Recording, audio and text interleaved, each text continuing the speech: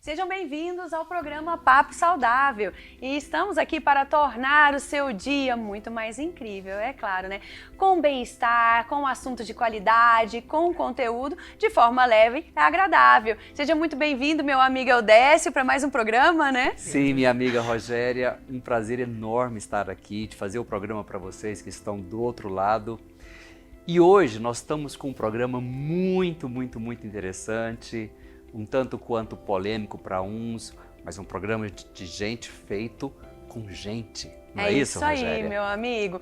Igual o Eudécio falou, um programa que pode ser polêmico, mas não é isso que a gente vem trazer aqui para vocês. A gente quer começar trazendo um assunto até mesmo por falta de informação. A polêmica vem muitas vezes por falta de informação. E esse é o nosso papel aqui do Papo Saudável, trazer informação para vocês que estão em casa. E falar de um assunto que pode vir muito mais pelo amor do que pela dor. E os nossos convidados de hoje são Vanessa Mendonça e Matheus Rodrigues. A Vanessa já é, nossa convidada aqui, já veio outras vezes aqui no Papo Saudável. E ela é psicóloga, CEO da Casulo e vai falar sobre o assunto LGBTQIA. Tem outra sigla, mas ela que vai dizer, tá? E o Matheus também, que é um querido, seja muito bem-vindo aqui, Matheus.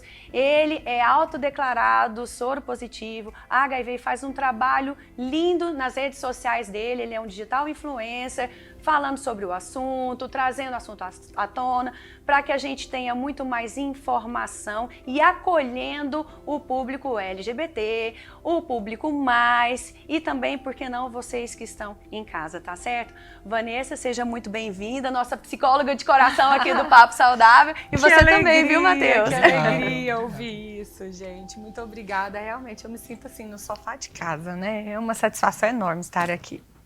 Obrigada. Com certeza. Obrigado pelo convite. É uma honra estar aqui com vocês, né, para a gente tratar de um assunto tão emblemático, né, mas de forma saudável, de forma harmoniosa, em que a gente pode estar batendo um papo, né, trocando experiências, que eu acho muito importante. E muito obrigado pelo convite. Gostei muito da palavra que você usou, emblemático, muito melhor, né, do que polêmico. Aliás, polêmica é uma coisa que a gente tem que tirar do nosso dia a dia, né? É muito melhor a gente ter informação, conhecimento para tirar essa questão do polêmico e do preconceito também. E para começar, Vanessa, conta para o pessoal que está em casa e para a gente também, né? Que são essas siglas, o LGBTQIA+, as duas siglas novas que surgiu aí, porque eu acho que muita gente fala LGBT, LGBTQIAP+, mas não sabe o que significa.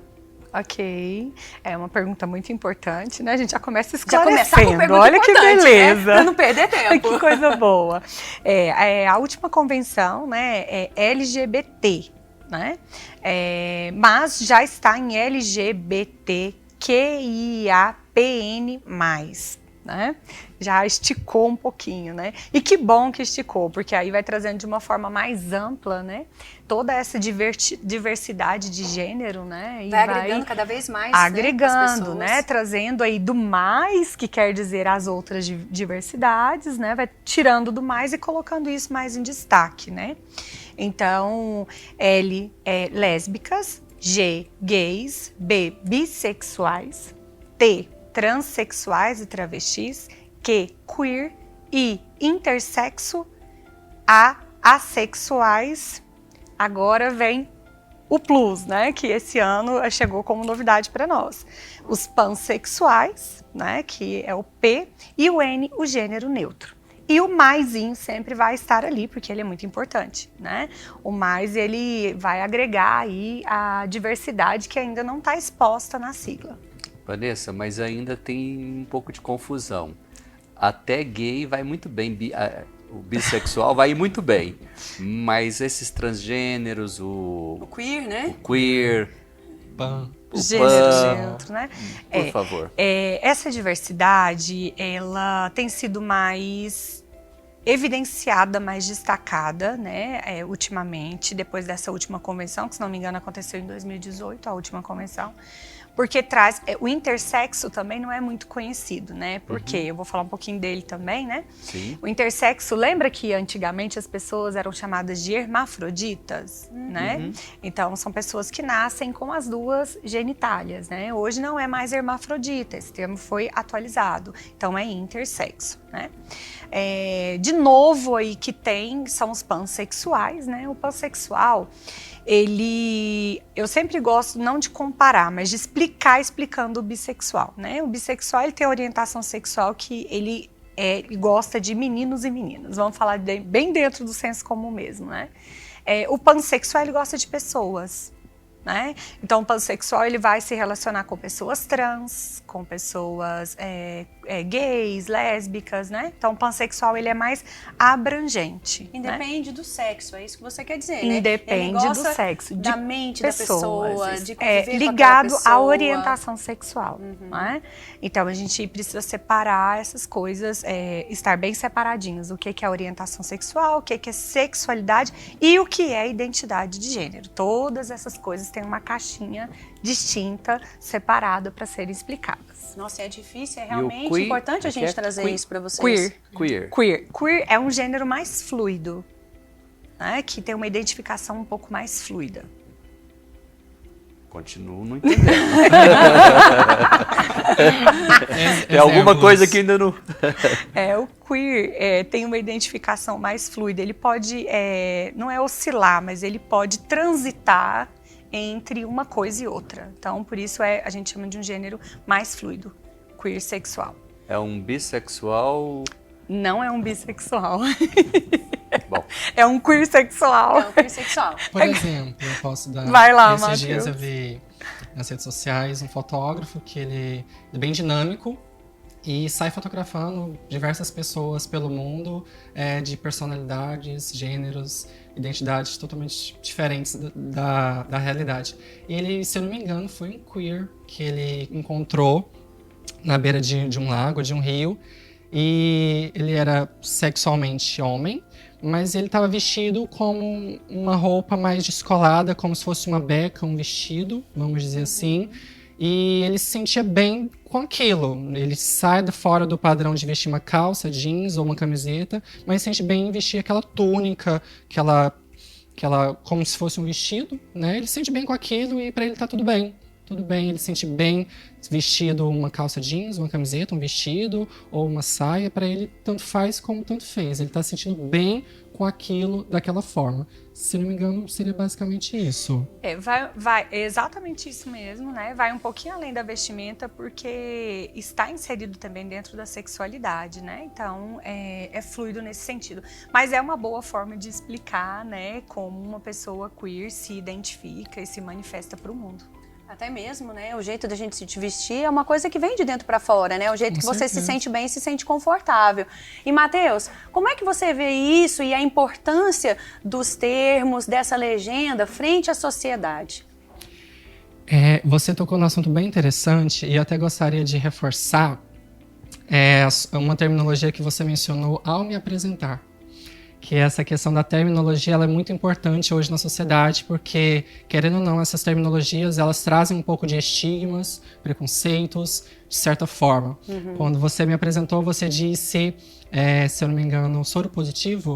Autodeclarado soro positivo. Porque isso. No seu Instagram eu achei, assim, muito corajoso, assim, da sua parte, sabe?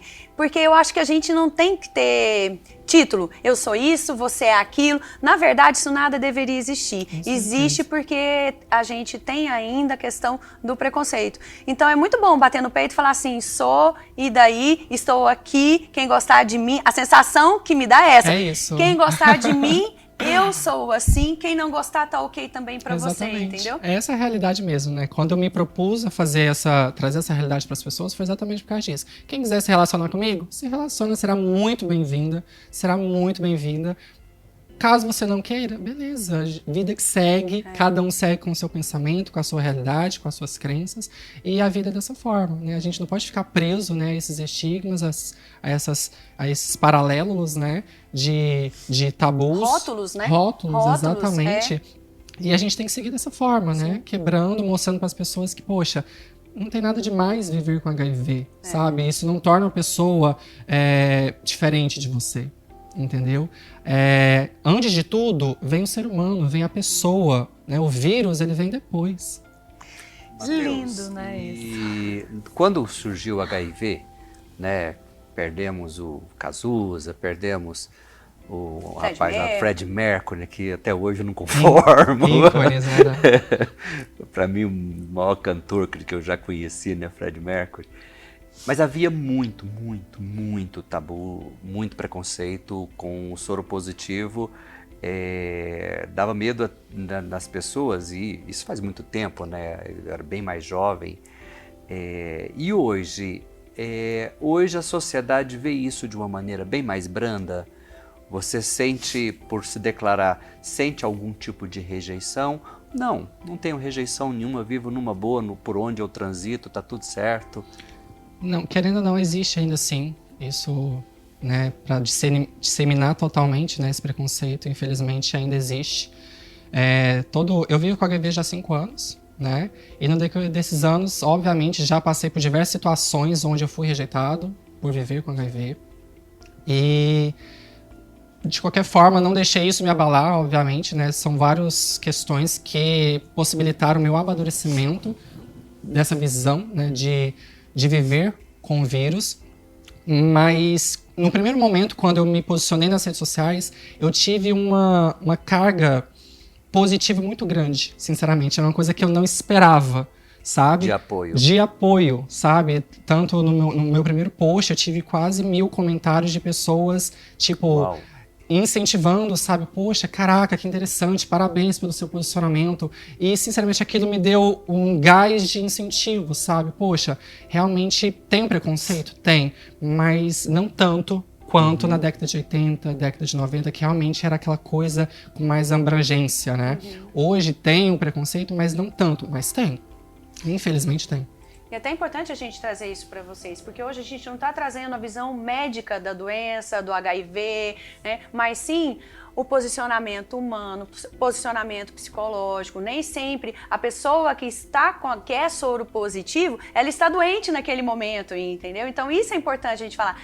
E a medicina, ela avançou tanto, nós temos aí os coquetéis.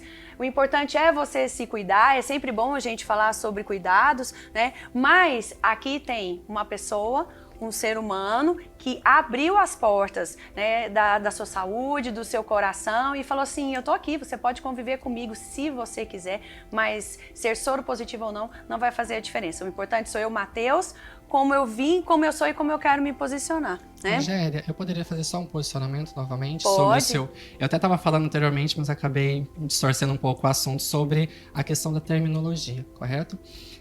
Quando vocês mencionam soro positivo, não é um termo muito adequado hoje a se falar. Sim. Por quê?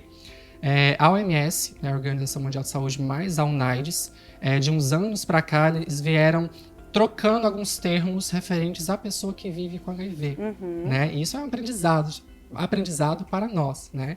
Então, ao se referir a uma pessoa que tem o vírus, não se está se utilizando mais esse termo soro positivo. O que você poderia falar? Vivendo com HIV.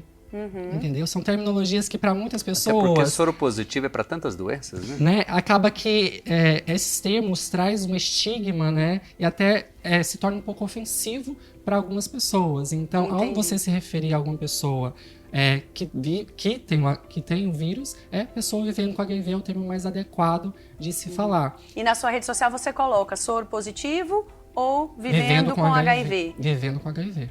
Interessante isso. Vou fazer 2 observações, né? Primeiro, a maneira que o Matheus diz sobre a história dele, sobre a vida dele, né? A gente vê uma evolução aí no âmbito psicológico, né? No âmbito psíquico, né? Quando ele diz sobre a história dele, conviva comigo quem quer, goste de mim quem quiser, né? Quando ele diz isso, gente, a leitura que nós fazemos é que me ame como eu sou. porque essa é a minha história. Gente, isso é incrível, isso é emocionante, isso é lindo, né? É assim que a gente precisa ver as pessoas, né? Amar as pessoas como elas são, integralmente respeitando a história delas, né? O fato a gente ouvindo aqui sobre a terminologia, eu confesso que vivendo com HIV é para mim também uma novidade, né? Como é para a Rogéria, não é meu campo de atuação mais efetivo, né? E entendo, eu acho que é mais leve, mais tranquilo de ser ouvido, né? E é isso que a gente quer, né?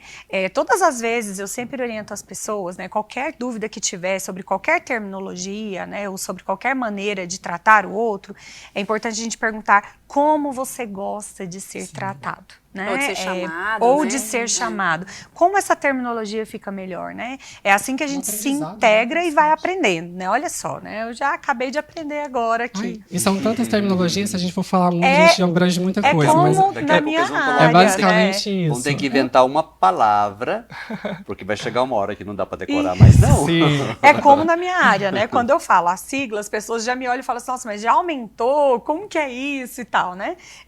São só algumas normas, né? Algumas normativas que são utilizadas para poder esclarecer, mas com o objetivo psicoeducativo mesmo, né? Exatamente. Eu quero deixar uma dica para vocês, inclusive, que querem saber um pouquinho mais sobre esse campo, esse universo todo aí da pessoa que vive, né? Vivendo com HIV. Tem uma série que eu recomendo sempre que chama Pose. Eu não sei se vocês já tiveram oportunidade de falar sobre, ou eu confesso que eu já assisti 3 vezes. É maravilhosa mesmo, né? Maravilhosa. Porque assim, todas as vezes que eu assisto, eu tenho a oportunidade de mergulhar no universo de alguém ali dentro, né? E você tem um olhar diferente. E o meu olhar muda completamente quando eu mudo o universo do personagem que eu mergulho, né? Então é uma série que eu indico absurdamente, assim, as pessoas precisam ter a oportunidade. São grandes ensinamentos. De assistir Pose. Fica a dica. E Vanessa, como é que anda a questão da violência com relação ao público LGBTQIAPN+? Aí, deu certo. Olha só, deu muito certo. Deu certo. Tá vendo? A gente vai aprendendo, deu certo. É isso aí. As notícias não são muito boas, né? Nós estamos aí com uma atualização recente, né? Estava até falando aqui um pouquinho antes da gravação, no nosso bate-papo, né, sobre como são difíceis essas lutas, né, esses ganhos, as perdas, as lutas, né, quantas pessoas precisam sofrer para a gente ter algumas conquistas, né, em todas as áreas, em todos os âmbitos. Goiás hoje amarga, infelizmente, né, no ranking nacional, o 2º estado mais violento contra essa população. Na verdade, não é um dado que eu gostaria de trazer. Né, interessante, você falando de Goiás, eu sempre achei que Brasília fosse um foco importante, não Goiás. Goiás. É triste e é muito importante a gente trazer isso para as pessoas. Vanessa, e dentro dessa violência, tem nível social que favorece mais ou não? Como é que é isso? Tem sim. Tem as pessoas que são mais as pessoas que são mais vulneráveis, né? As pessoas que sofrem esse tipo de violência são pessoas que são mais vulneráveis, né? Quer queiram ou não, existe aí um estigma, né, de classe social para todo tipo de violência. Não dá para a gente colocar todo mundo dentro de um mesmo contexto, né? Infelizmente. Porém, aqui em Goiás, nós tivemos de 2020 para 2021 um aumento de 375%. Nossa. Nas denúncias. Óbvio, né, quem vai estar assistindo aí, que é do âmbito jurídico, vai poder estar mais atualizado até sobre isso, mas em 2019 nós tivemos aí a lei, né, que foi homologada, sendo também homofobia ou transfobia, né, um tipo de violência. Então, obviamente, se não tinham denúncias, vai ter um aumento significativo, né? A gente saiu do 0 aí para denúncias. Então, se tivessem 10, já seria um aumento substancial, né? Porém, esse aumento chama muito atenção, porque são mais de 300%, gente. Então, é gravíssimo, né? Eu gostaria que Goiás estivesse aí muito atrás disso. De preferência ranking, o último, né? penúltimo, de preferência, né? Eu gostaria de noticiar aqui em primeira mão que nós estaríamos no último do ranking. Ou senão mas no não primeiro, é uma verdade, né? De respeito. De amor, Exatamente. né, ao próximo, Sim, que seria muito melhor, né? De inclusão, com né? certeza. E não é verdade. Então, hoje nós estamos amargando um lugar aí que eu espero que nós possamos sair dele o mais rápido possível, né? Mudar esse quadro. E eu faço esse convite, esse apelo para você que está assistindo, para você que está em casa, para você se posicionar num lugar diferente, né? As pessoas não são obrigadas a nada, gente, nada. As pessoas não são obrigadas a aceitar, as pessoas não são obrigadas a viver, né? Eu falo de um lugar muito difícil, eu não falo de um lugar da população LGBTQIAPN, mas eu falo do lugar do mais. Né?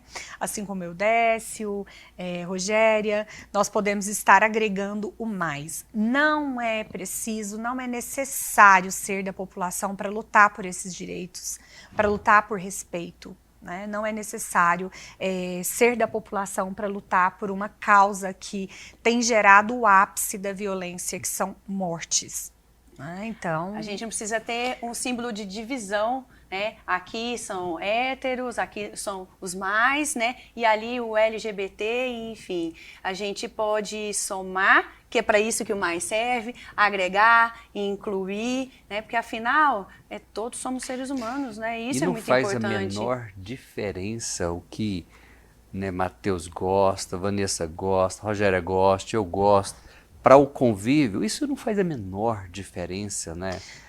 Nós somos Não seres deveria. humanos. Como ser humano, fazer. Ou não né? deveria fazer, Ou não ultimamente deveria tem fazer, feito, né? Mas existe mesmo. E, Matheus, você consegue identificar essa violência no olhar das pessoas? Como é que é isso no seu dia a dia? Às vezes, a violência pode vir no olhar de um familiar, de um amigo mais próximo, né? E que deve assustar. Conta um pouquinho da sua realidade pra gente. Com certeza, Rogéria. Já ouvi diversos relatos de pessoas colocando em pauta o HIV. De pessoas que descobriram sua sorologia e que, ao contar ao seu cônjuge, né, ou algum familiar, ou até algum irmão, algum amigo, sofreram algum tipo de agressão por revelar esse diagnóstico. Porque nem sempre tem essa receptividade, né, das pessoas ao receberem esse diagnóstico, né? E quando elas se abrem para as pessoas, já vi diversos relatos de pessoas que até já sofreram agressões físicas por estar contaminado. Por estar infectado, mudando a palavra. Terminologia que hoje terminologia, é de novidades. Por isso é estar muito bom, infectado. né? A gente aprender Nossa. tanto num programa, né? Espero que vocês adorem esse programa, gente, porque foi feito assim, está sendo feito com muito carinho para vocês. O Matheus, e uma dúvida que surgiu aqui enquanto a gente conversava, que está dentro do contexto, né? A homossexualidade, se declarar homossexual é uma barreira, é um tabu. Vencer esse tabu foi mais difícil do que se declarar vivendo com AIDS? Vivendo com HIV, o que é mais difícil? Né? Porque são duas barreiras, dois estigmas, né?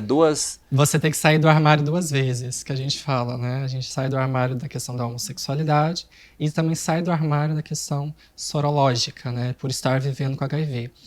No meu ponto de vista, no meu viver, o mais difícil foi a questão da sorologia. Pelo preconceito, né? Por esse estigma que a sociedade tem, pela rejeição, por ter medo de ser rejeitado, que já fui diversas vezes, mas em momento algum deixei isso me abalar. Isso foram degraus que me fizeram uma pessoa mais forte hoje, todas as rejeições, mas toda pessoa reage de uma maneira diferente. Mas, do meu ponto de vista, eu acho que cada pessoa reage de uma maneira diferente, né? Isso vai da família, né? Da vivência ali, da religião. Então, são fatores que influenciam em todos os aspectos. Para alguns, talvez seja mais fácil sair do armário da homossexualidade. Para outros, nem tanto. Por quê? Para mim, desde pequeno, eu sempre tive indícios de ser homossexual. Desde criança. Então, não foi aquela coisa, eu tive que me abrir, tive que sair do armário, foi uma surpresa para todo mundo. Porque não foi. Foi uma construção. Foi. Não foi? Quando eu fui me abrir para minha mãe, por exemplo, a minha mãe falou, filho, eu já sei. Você não precisa falar nada. Eu já sei sobre você. E aquilo foi muito bom, porque foi algo que ela viu, né, durante a infância, a adolescência. E quando eu me senti na necessidade de falar, mãe, sou homossexual, eu não precisei chegar nisso, né? Ela falou, filho, eu já sei sobre você. E tá tudo bem. Então, assim, tem essa, né? Lógico que nem toda mãe reage dessa forma com os filhos, né? Infelizmente. Não mesmo. Mas é uma construção, como a Rogéria falou. E a sorologia, ela, eu acredito que até por ser mais difícil, eu imaginei que realmente fosse mais difícil, porque com certeza deve ter muitas pessoas, né, soropositivo, que acaba não assumindo por medo de represálias, né? Sim, se é violência, se é, sei lá, trabalho, convivência social, se vai ser convidado isso ou influencia não, tudo, né? se vai ser Influencia. inserido ou não, né? Deve ter muitas pessoas Muito. que reluta em se, em se apresentar. Conheço muitas pessoas que preferem se resguardar, não contar absolutamente nem para a família. Às vezes eu até me sinto privilegiado por conversar, já conversei com diversas pessoas nas redes sociais e diversas pessoas falam, Matheus, você é o único que sabe sobre minha sorologia. Eu não falei nem para minha mãe, nem para meu pai, ninguém sabe, só você. Então, você virou até assim um para-raio, né, para as pessoas se abrirem, porque Exatamente. deve ser muito difícil você guardar algo para si mesmo. E como você se libertou disso, né, porque as pessoas sabem e você convive com isso no seu dia a dia, né, ter alguém com quem contar e para quem contar e dividir deve ser muito bom. E você também influencia as pessoas de uma forma positiva a falar assim, eu também sou, aconteceu comigo, mas eu tô aqui contando para você, contando para as pessoas, e se você quiser se abrir vai dar tudo certo, né? Vai passar por um período aí que talvez possa ser difícil ou não, mas vai dar tudo certo. Exatamente. É muito bom as pessoas terem com quem contar. Eu falo muito isso também porque, por exemplo, lá no consultório eu sou cirurgiã. Muitas vezes o paciente ele vem na primeira, na segunda consulta, muitas vezes ele não conta que ele é HIV, né? E às vezes ele conta na consulta próxima à cirurgia, fala assim, olha, doutor, eu tenho que te contar uma coisa, eu sou HIV positivo, entendeu? Então, assim, até para nós médicos, muitas vezes o paciente tem esse temor, essa barreira de contar. Então, assim, é muito positiva essa sua, e muito corajosa essa sua iniciativa de falar. Tá? Agora, Vanessa, falando também desse preconceito, né, que o LGBT, que a IAPN mais sofre, né, como é que você vê isso do ponto de vista psicológico, né, dessas pessoas, a relação delas, né, associada ao preconceito, com os familiares, com a sociedade de forma em geral? Difícil, Então, né? Respira, Vanessa. Respira, vai dar certo, você vai responder. Eu tenho certeza. Esse é meu dia a dia, né? Meu trabalho, né? Essa é a população a qual eu me dedico, eu estudo, né? E amo atender, e eu atendo famílias, né? E as pessoas, a população também. O maior prejuízo que eu vejo hoje o maior déficit, né, que a gente tem hoje é realmente de falta de conhecimento, né? A sexualidade, né? É um tabu para a sociedade, e isso a vida toda, né? E durante todo o tempo que a gente vive, as pessoas têm muita dificuldade de falar sobre sexualidade, de falar sobre identidade de gênero, né? Mas na maioria das vezes as pessoas não sabem nem muito bem separar o que é uma coisa e o que é outra, né? As pessoas têm uma dificuldade gigantesca de saber o que é e como se posicionar em relação a isso. Hoje é um grande problema para essas famílias, né, entenderem a postura, a posição do seu filho, né, principalmente quando é relacionado a filho, né. É como se naquele primeiro momento os pais recebessem a notícia como um diagnóstico, assim, né, como se aquilo tivesse maior que todas as outras coisas, como né. se estivesse perdendo o filho. Exatamente. E quando a gente começa a clarear isso, né? E os pais tiram o filho desse lugar e colocam num lugar de o meu filho é muito mais do que a identidade de gênero, ele é muito mais do que a opção sexual dele, né? Ele é muito mais do que qualquer outra coisa, né? Primeiro é meu filho, que é o que o Matheus bem trouxe aí no início, né? Essa pessoa sou eu, essa é a minha história. As coisas começam a mudar um pouco. mas não é muito incomum, né? É bem típico aí. A gente perde muitas vidas em virtude disso, né? Adolescentes que não têm condição de contar para a família, né? Adolescentes que preferem dar fim à própria vida, né? E morrem aí por suicídio ou que acham que iam sofrer represália e muitas vezes até não, né? Mas até não, ou que sofrem, saber, né? Por isso em casa, né? Então assim, o preconceito ele começa na maioria das vezes dentro de casa. Então, assim, tem muita gente que vive anos dentro desse segredo de vida, né? Sem ter condição de compartilhar isso com outra pessoa, de viver aquilo que realmente é por conta de um preconceito que está dentro de casa, né? De escutar, a gente chama isso de um preconceito velado, né? As frases soltas, né? As frases soltas, assim, que ninguém acha que é preconceito, né? Mas que solta, né? Tipo assim, anda igual a mulherzinha. É um gay, mas é um gay muito afeminado, né? Um tipo de... Existem tipos de gay. Tipo, como se essa pessoa tivesse que se enquadrar dentro de uma classificação, né, de gay, né? E a verdade não é essa, né? Então, assim, são frases veladas, assim, preconceitos velados que a gente vive durante as piadinhas, né, gente? A maior luta que a gente tem de não ficar passando esse tipo de piadinha pra frente, não ficar fazendo esse tipo de piadinha, né? Porque pode estar ofendendo alguém que está ali em segredo, sofrendo, né? Que está ali enlutado com aquela situação, né? É sempre ter um olhar pro próximo, né? Exatamente. A gente entende que não é uma escolha, né? Sim, isso não é uma certeza. escolha, não é uma roupa. Roupa você escolhe, sapato você escolhe, né? Mas isso você não escolhe. Amizade, tudo a gente Tudo escolhe. a gente escolhe. Até o companheiro, a companheira a gente escolhe, né? Vamos falar desses termos que eu achei super bacana, essas frases, porque muitas vezes elas são usadas até, eu não diria assim de forma ingênua, mas assim, até por falta de conhecimento. Trazendo esse conhecimento, aí vira uma escolha. E aí você escolhe se você quer fazer esse tipo, né, trazer esse tipo de preconceito à tona ou não, tá? Vamos falar disso no próximo bloco? Vamos. Gente, vamos sim. Corre, vai tomar uma água aí, entendeu? Não vai nem ao banheiro. E volta porque nós temos muito mais para conversar com vocês. Até daqui a pouco.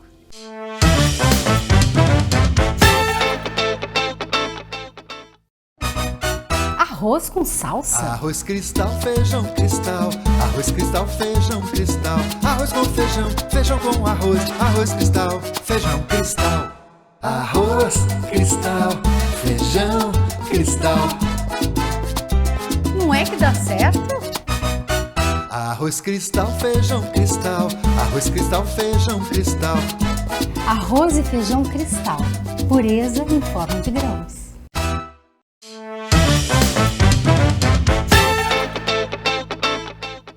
E já estamos de volta, continuando o bloco anterior.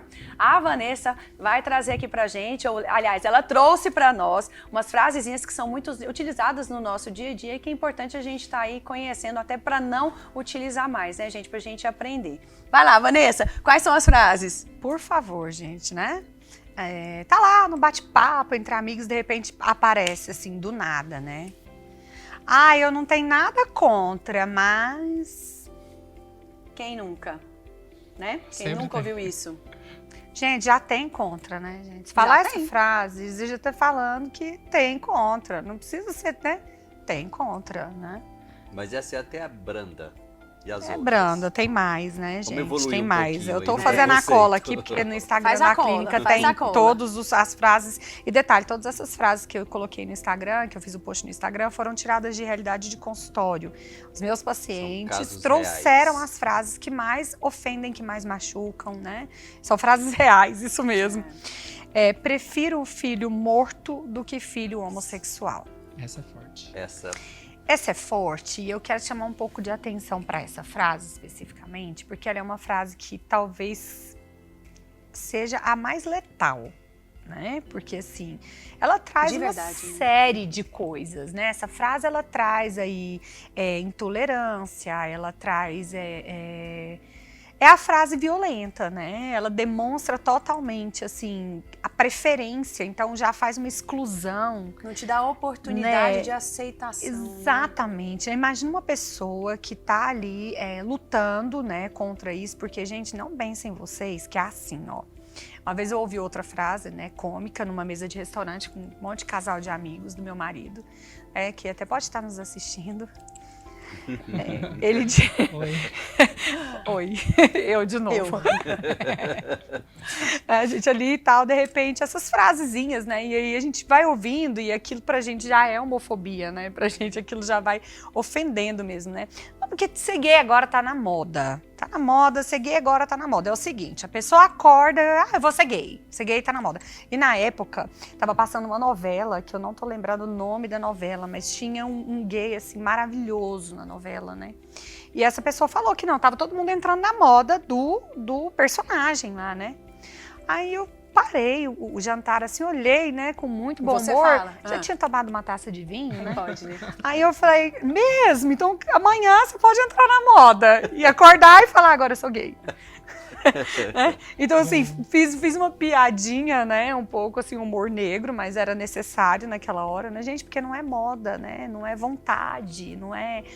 as pessoas falam assim, ele é gay porque ele escolheu. Gente, não é escolha, né? Não é assim que funciona. Doutora Vanessa, uma dúvida. A gente sempre tem aquela imagem de que a mãe é o nosso porto seguro, é mais fácil, pelo menos para os homens, né, lidar com a mãe do que lidar com o pai. Dentro desses preconceitos em casa, né, que fala uma coisa dessa absurda, né, prefiro filho morto que filho gay, é mais pai ou não? Mãe e pai têm o mesmo peso nesse preconceito? Eu te diria que é bem distribuído isso, né, entre mães e pais aí. Não tem muito assim, mãe fala mais que pai, esse tipo de frase não, sabe? Eu ouço muito isso no consultório, muito mesmo. Muito comum essa frase, né? É assustador dizer que é comum a frase, né? E eu já ouvi, inclusive, relatos de coleguinhas, assim, de meninos, de meninas, que, né, infelizmente... tiveram uma terminalidade de vida em função desta frase dentro de casa, né? Porque escutaram, casa é o ouviram último porto, isso, né? É o último e aí ouviram isso e não refúgio. conseguiram lidar com essa situação, né? Não tiveram esse refúgio, esse ponto forte, né? Esse porto seguro, né? Então, não conseguiu lidar com essa rejeição, né? Não conseguiu lidar com esse preconceito, que é o preconceito mais grave que um ser humano pode viver, né? Quando a gente passa por qualquer situação de adoecimento, qualquer situação difícil que a gente passa na vida. A primeira pessoa que a gente vai contar são os nossos pares, né? São as pessoas que estão ali próximos de nós, né? São os nossos pais, são os filhos. Então, não poder contar com esse suporte familiar é muito difícil, é muito complicado lidar com isso. Talvez por isso né? o papel do Mateus, né, frente à sociedade tem sido tão importante, né, de trazer esse olhar, né, assim, até de acolhimento para as pessoas que não têm coragem, porque muitas vezes já escutaram do próprio pai essa frase. E aí fala assim, gente, para que eu vou contar para o meu pai, né? Sendo que meu pai já deixou claro que não aceita o filho vivo, só aceita o filho morto, né? Então ele não tem com quem contar. E muitas vezes se abrir com uma pessoa que é estranha, desconhecido, né? Seja mais fácil, né? Agora, fala mais duas frasezinhas pra gente, Vanessa. Só é viado porque não apanhou quando era criança. Essa eu já ouvi bastante. Sério? Já. É? Já. Meu padrasto, meu falecido padrasto, inclusive, ele era uma pessoa bem agressiva, né? Daquele temperamento antigo, que era, tipo, viadinho tinha que levar a coça pra virar homem, né? Então, o pensamento dele era esse. Essa é forte. E você conviveu de que idade com ele? Eu convivi com ele mais ou menos dos 7, 8 anos até os meus 14, 15 Faz mais anos. crítica, né, Mateus? Sim, super. Porque muito. puberdade, Isso deve ter rolado né? muito medo. Muito. Ele era uma pessoa extremamente preconceituosa. Vivia zombando, né? Fazendo essas piadinhas contra homossexuais, né? E querendo ou não, eu tava ali, né? Eu me sentia e ele via que... Eu sempre, desde criança, sempre tive esse molejo, né? Às vezes uma voz mais afeminada. Minha voz era finíssima, né? Então, ele percebia isso também. E a forma que ele tratava as outras pessoas, também os amigos dele, fazendo certas piadinhas, aquilo me afetava extremamente, né? No meu íntimo, né? E não tinha pra onde fugir, Não né? tinha, era só eu, ele e minha mãe ali, né? Então, foi extremamente uma fase bem dolorosa, bem dolorosa.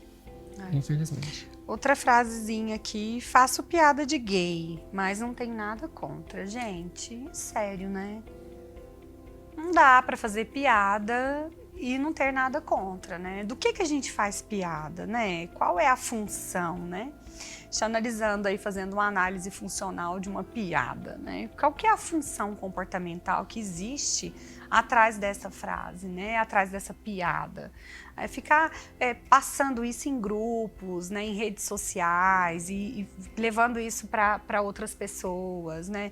Qual que é a função que isso tem, né? Se não, na minha época, né, de escola, a gente chamava isso de bullying. Hoje, assim, o bullying tá mais... Ah, você é da época do bullying? Do bullying. Eu sofri Eu demais. sou mais velho, eu sou da época. Eu sofri. Eu sou da época da gozação, sabe? Né, de Tá tudo, tudo certo, assim, né? Curtição, gozação, bullying Mas hoje é o para bullying pessoas mais tá jovens. mais, o bullying tá mais amplo hoje, né? Mas assim, qual que é a função disso? Se não prejudicar alguém, se não denegrir a imagem de uma pessoa, né? Então esse tipo de piadinha, gente, olha, não E de dá minimizar, mais, né? Ou de minimizar, ou de fragilizar o outro, né? De menosprezar.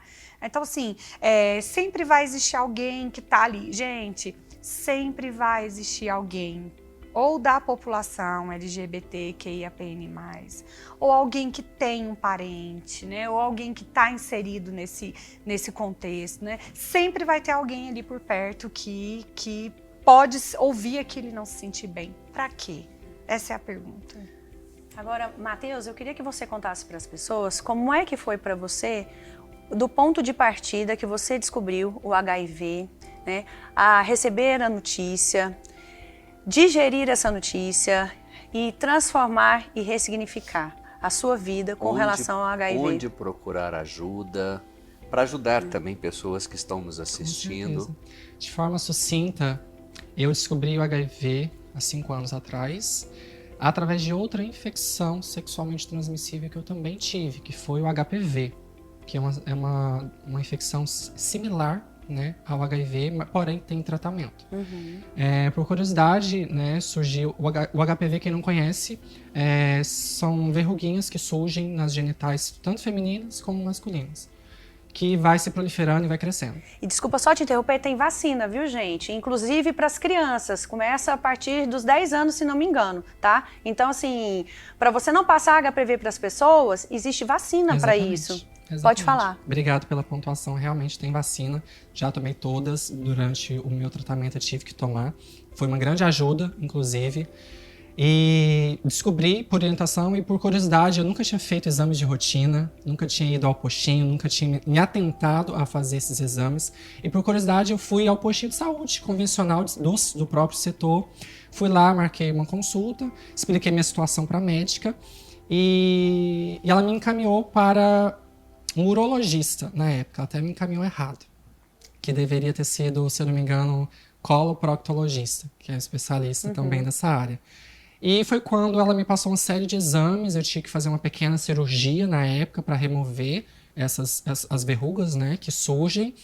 E ela me passou uma série de exames, ela me passou inclusive o exame de HIV, que eu nunca tinha feito na época. Na época eu tinha 19 para 20 anos, mais ou menos. E fiz esses exames, deixei o de HIV por último, fiz o exame de HIV, teste rápido que a gente chama, que você faz em qualquer postinho de saúde, você pode chegar, falar, quero fazer o teste rápido de HIV, eles vão fazer, demora em torno de 40 minutos. Fiz o exame, foi até lembro o dia perfeitamente, foi dia 27 de junho de 2017. E foi quando eu fui no postinho de saúde, aqui perto de casa mesmo, Jardim América. E foi quando eu recebi, né, a enfermeira me chamou, falou, olha, me fez uma perguntinha, olha, se desse positivo, como seria a sua reação?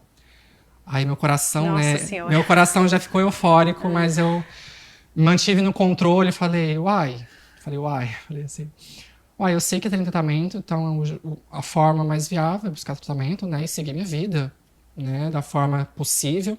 Aí foi quando ela falou, deu positivo, infelizmente. E a partir daí eu comecei, né, a minha saga ali. E querendo ou não, a gente passa por diversos processos na vida, né? A gente passa pelo processo de culpa, pelo processo da raiva, de não ter se cuidado, né? Que a gente pode se prevenir, eu poderia ter me prevenido. E querendo ou não, o HIV, ele não escolhe cara, HIV não escolhe idade, HIV não escolhe cor. O HIV não escolhe cara, entendeu? E Isso nem pode sexo, né? Nem sexo, né?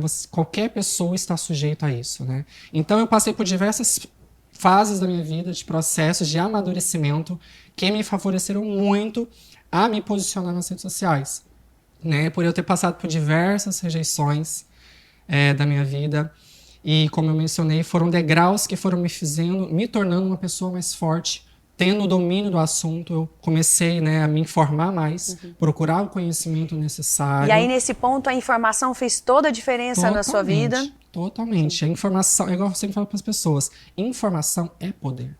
Então, se você tem o poder nas suas mãos, você pode evitar tantas coisas na sua vida, que é a informação. E a partir disso, eu fui começando a criar...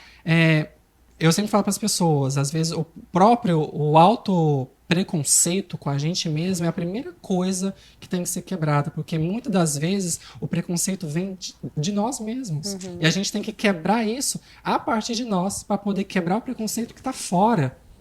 Entendeu? Ficou nítido. Quanto tempo você demorou para contar para uma pessoa entre esse momento da raiva, do luto, de se aceitar agora HIV positivo, né, convivendo com o HIV, né, até você contar para a primeira pessoa? E quem foi essa pessoa que você confiou? Primeira pessoa, olha, queria muito ter sido minha mãe, mas minha mãe, eu contei primeiramente meu diagnóstico do HPV para ela na época, não mencionei sobre o HIV, e deixei isso na encoita, vamos dizer assim, durante uns 3 a 4 meses. Quando eu comecei a fazer o tratamento, que eu tive que ir com mais frequência ao médico, ter que sair mais de casa, faltar serviço, ela ia perceber, foi quando eu me senti na necessidade de contar.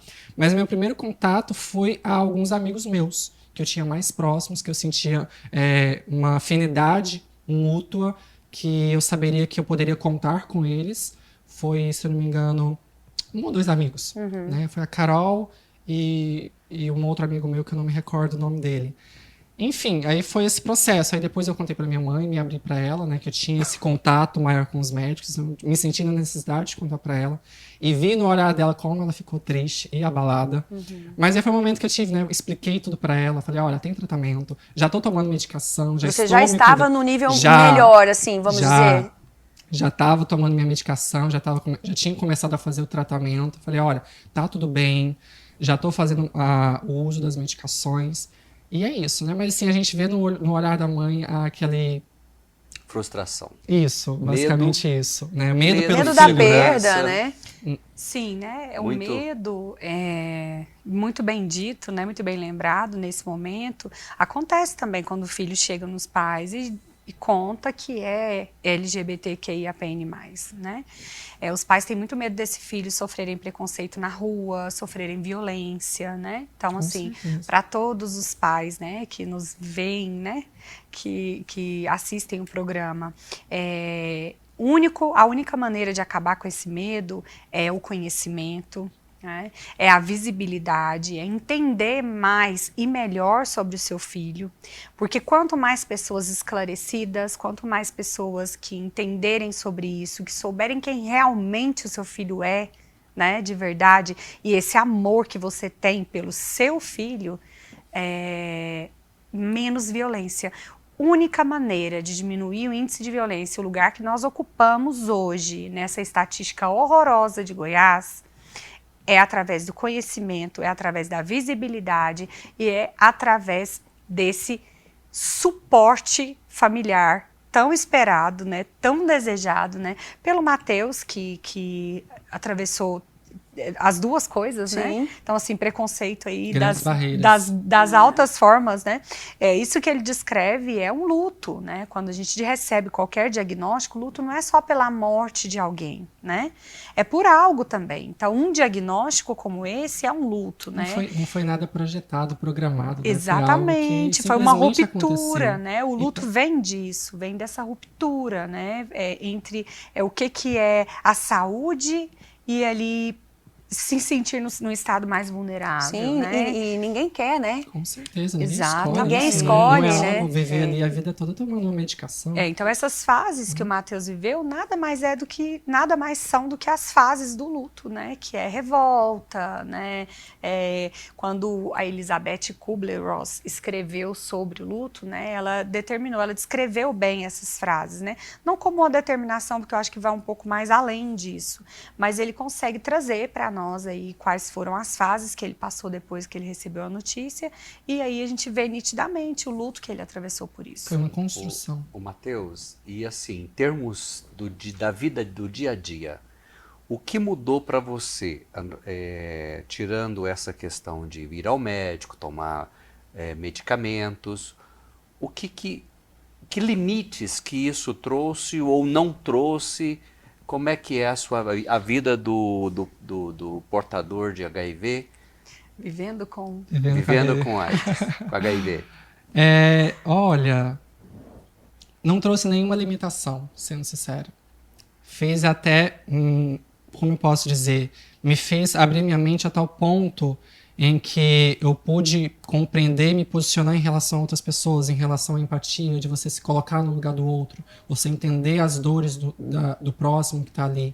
Então, isso me proporcionou uma nova mentalidade, uma construção, me fez fazer atividade física que eu não fazia, que foi suma importância para mim. Porque você tem que ter um sistema imunológico mais elevado. A gente tem que estar ali possível. sempre constante, bem com a saúde, uma boa alimentação. Por orientação médica, comecei a fazer musculação, corrida. Então foi algo Você que... quer queira, quer não queira, aumentou a qualidade de vida. Totalmente. E não te impede de fazer absolutamente nada, a não ser você mesmo.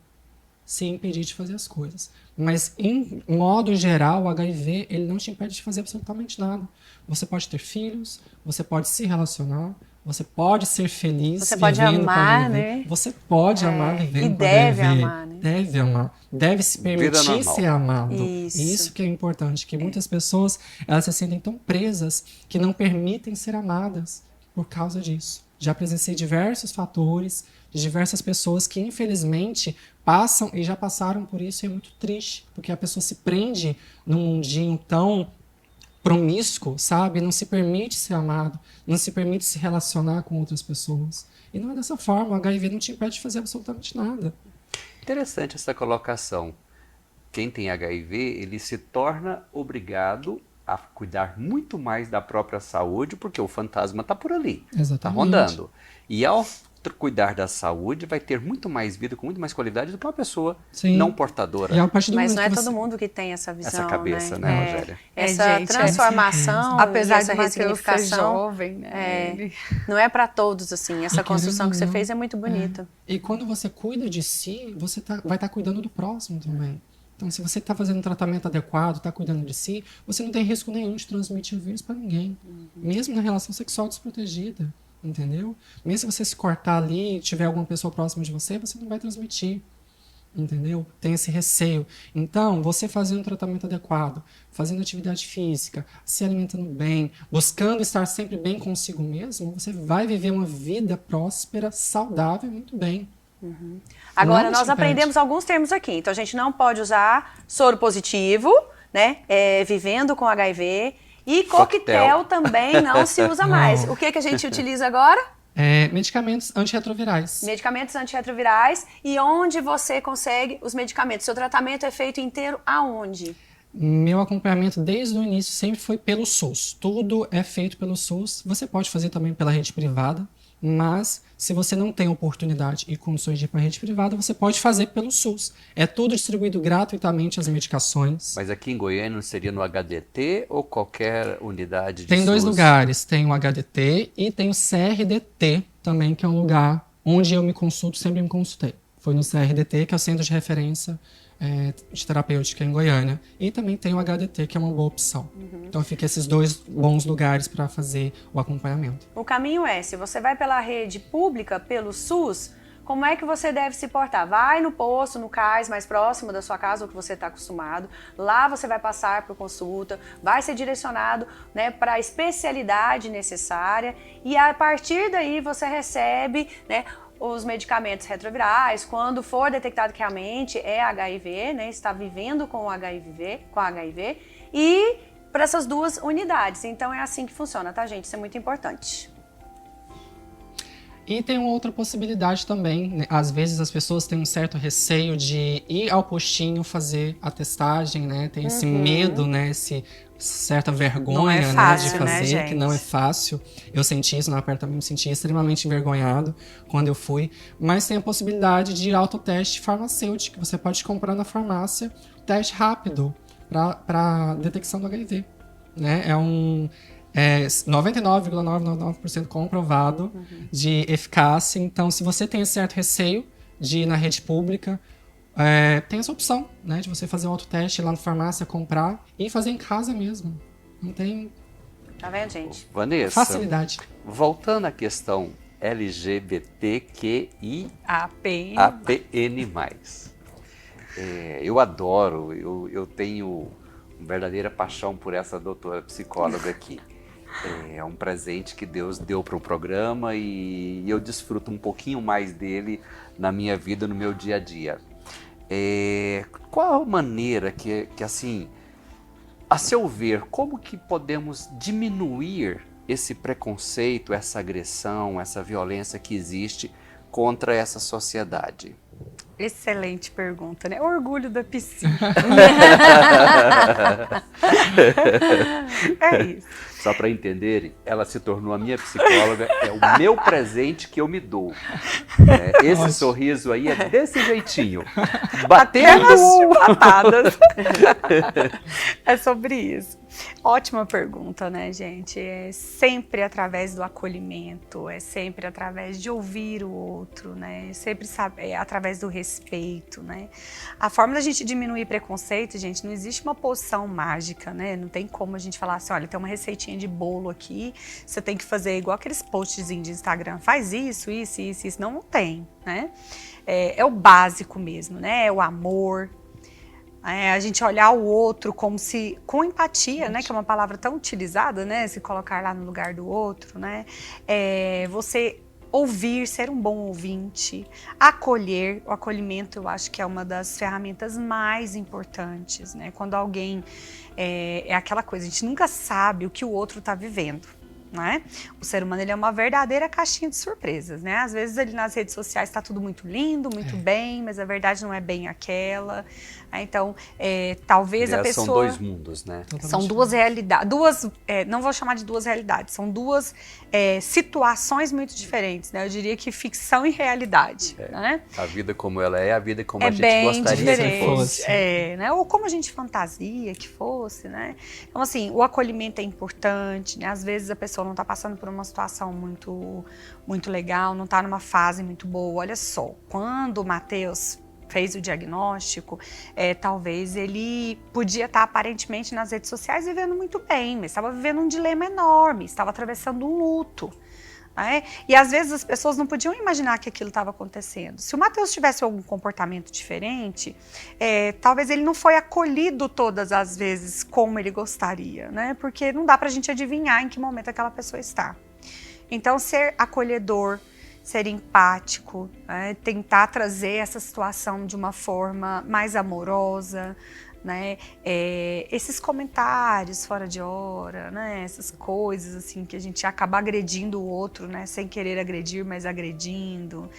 Tudo isso são fatores importantes para a gente ficar em alerta. Né? As pessoas só precisam disso, gente. As pessoas só precisam ser acolhidas, ser amadas como são, independente de diagnóstico, né? Independente de gênero, de identidade de gênero, só precisam ser compreendidas, amadas, acolhidas.